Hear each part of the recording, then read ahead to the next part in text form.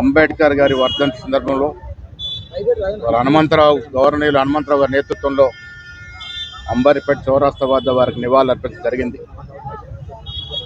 మహనీయుడు ఒక వ్యక్తిగా ఒక శక్తిగా యావత్ ప్రపంచ దేశాలు గర్వించదగ్గ రాజ్యాంగాన్ని రచించినటువంటి మహనీయుడు అంబేద్కర్ గారు.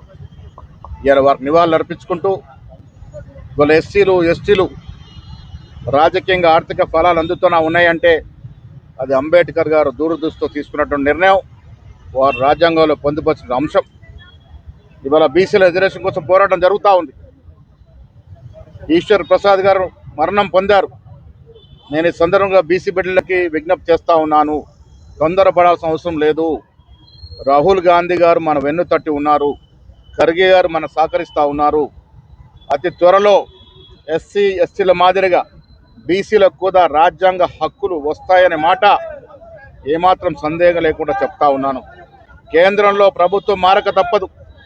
రాహుల్ గాంధీ గారు ప్రధానమంత్రి అవుతారు.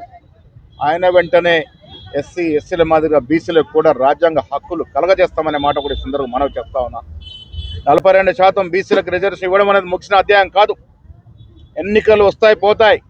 42% రిజర్వేషన్ చట్టబద్ధ కోసం పోరాటం నిరంతరంగా సాగుద్ది. కాంగ్రెస్ పార్టీ దానికి కట్టుబడి ఉంది. అందుకనే ఇలా ఈ రాష్ట్రంలో రేవంత్ రెడ్డి గారి నేతృత్వంలో కుల సర్వే చేసాం, 2 చట్టాలు తీసుకొచ్చాం, బీసీలకు రిజర్వేషన్ ఇస్తూ ఒక ఆర్డినెన్స్ తీసుకొచ్చాం.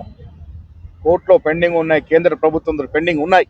కాంగ్రెస్ పార్టీని దయచేసి శంకించకండి. కాంగ్రెస్ పార్టీ కమిట్మెంట్తో ఉంది. అతి త్వరలో 42% రిజర్వేషన్ చట్టబద్ధ తెచ్చుకొని తీరుతామనే మాట కూడా ఈ సందర్భంగా మనవి చేస్తా ఉన్నాం.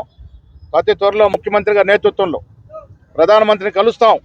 42% రిజర్వేషన్ ఇచ్చిన బిల్లులకి చట్టబద్ధ ఇవ్వాల్సిందిగా కోరుతామనే మాట కూడా అఖిల పక్షాన్ని తీసుకెళ్లి కలుస్తామనే మాట కూడా ఈ సందర్భంగా మనవి చేస్తూ, ఈశ్వరాచారి కుటుంబాన్ని అన్ని విధాలుగా ఆదుకుంటామనే మాట కూడా ఈ సందర్భంగా మనవి చేస్తూ, బీసీ యువకులు కూడా తొందరపడవద్దు.